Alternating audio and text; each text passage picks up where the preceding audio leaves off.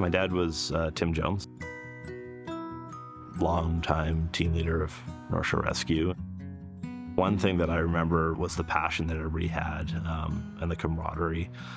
Even though they had very little resources, there were no fancy vehicles with Code 3 kits on them. We had a command vehicle that the search manager would run the search from. You'd go and report in, and when we had enough people together to make up a team, you'd be given a radio and told to walk this route. We had an old truck that the brakes had failed coming down Seymour and Cypress several times. It was way overweight with all the gear we were carrying, and it became a very dangerous situation.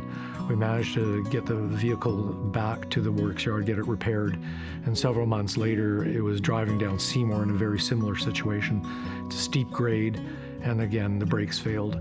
And the realization came as I was the truck officer that something had to be done. And we needed a new vehicle, and so it propagated the idea of getting a new vehicle and a new North Shore 1, as we called it.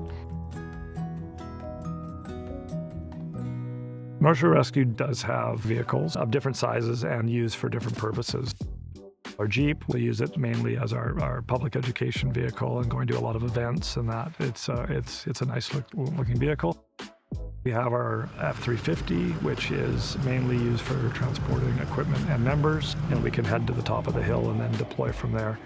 North Shore 4, which is an F-550, which is a major equipment truck. And then, of course, our largest vehicle, our command unit, and that is deployed for various different, public events or mutual aid calls and our own calls where we can go and set that vehicle up and have a remote command station that's mobile. We also have our off-road vehicles, meaning our ATVs and our snowmobile. But we found over the years these vehicles needed specialized operators for them. Recently, we've moved away from snowmobiles and ATVs and not have to have so many people specialized and trained for those specific vehicles.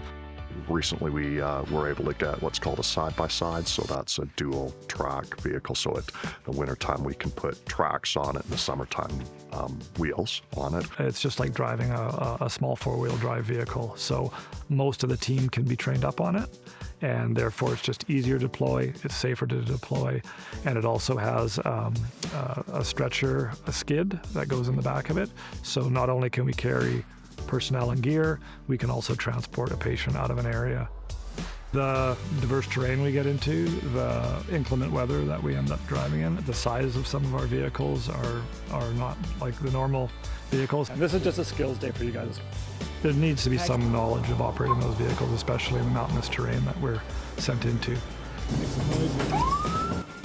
We have to have the vehicles we do. There's many cases where there's multiple calls going on at once. There's cases where we have mutual aid calls where our command vehicle has been called upon to be used. So once that's out of town and we have our own calls to deal with, we have to have a vehicle that can second as that vehicle and be used as and set up as that.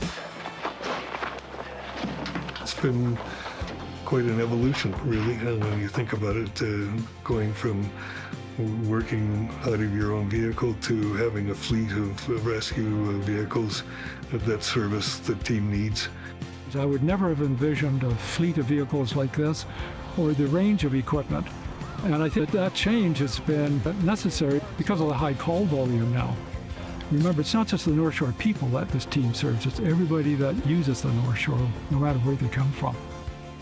And this team, I think, is regarded as one of the best there is. And it's due to the, the commitment of the team to help the people in their community, and driven by the high need for this service on the North Shore.